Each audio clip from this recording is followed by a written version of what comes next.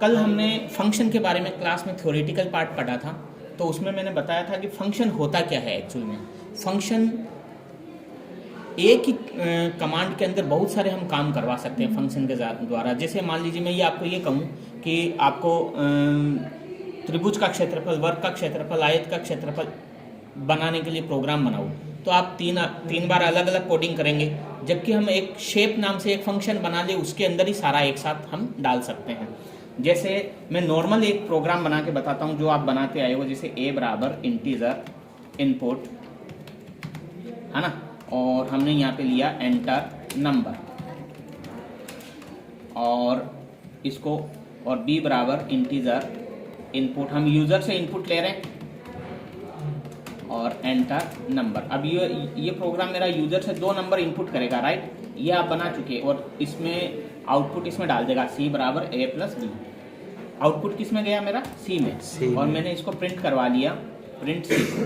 ठीक है, तो ये तो एक नॉर्मल प्रोग्राम हो गया। मैं इसको सेव कर लेता हूँ, रन करके दिखाता हूँ आपको।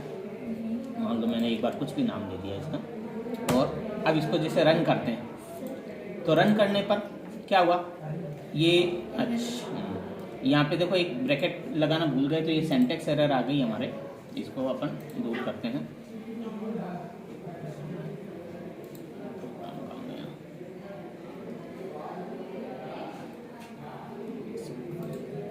ये एक सिंटैक्स एरर आ गई, यहाँ पे मैंने यहाँ ब्रैकेट नहीं लगाया था। अब देखते हैं, रन करते हैं अपन। ये इसने दो इनपुट ले ली, राइट, और एक आउटपुट इसने दे दी। लेकिन फंक्शन से क्या फ़ायदा होने वाला है अगर मैं इसी काम को फंक्शन से डिफाइन करूं। जैसे मैंने यहाँ पे एक फंक्शन बना लिया, फंक्शन बनेगा पाइथन में डेफ कीवर्ड से, डेफ, और मान लीजिए मैंने फंक्शन का नाम दे दिया कैलकुलेट। अभी मैं ये विदाउट पैरामीटर बना रहा हूँ, पैरामीटर का यूज़ अभी हम इसमें नहीं कर रहे हैं। तो यहाँ पे ये देखो ब्लॉक बन जाएगा, यानी फंक्शन बॉडी के अंदर यहाँ अब मुझे ये डाटा इनपुट करवाना पड़ेगा यहाँ पर। ठीक है, अब मैंने यहाँ पे फंक्शन को कॉल कर लिया, ये मेरा फंक्शन बन चुका है। 2 नंबर इनपुट होगी, आउटपुट होगा, और ये मैंने यहाँ पे फंक्शन, मेरे फंक्शन का नाम है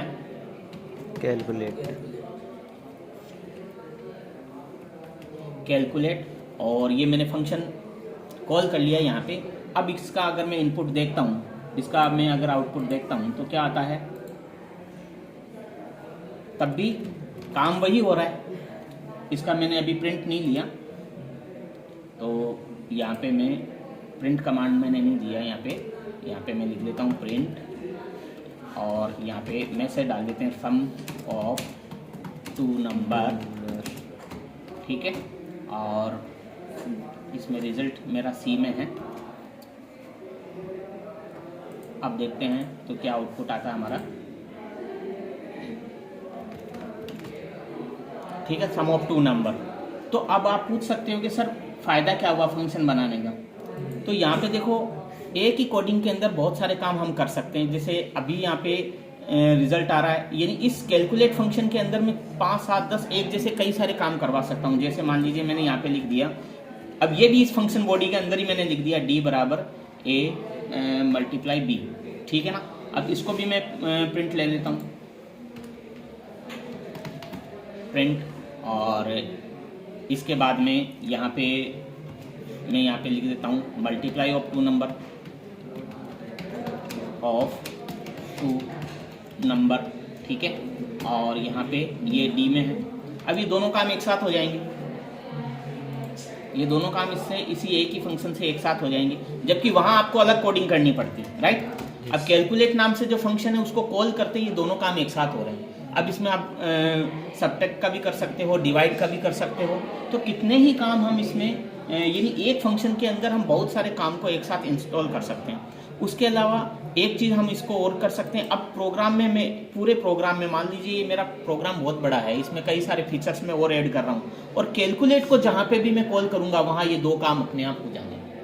अब मुझे उसके लिए दोबारा ये कोडिंग लिखने की ज़रूरत नहीं पड़ेगी, जहाँ पे भी मैं कैलकुलेट को कॉल करूँगा वहाँ ये काम हो जाएंगे।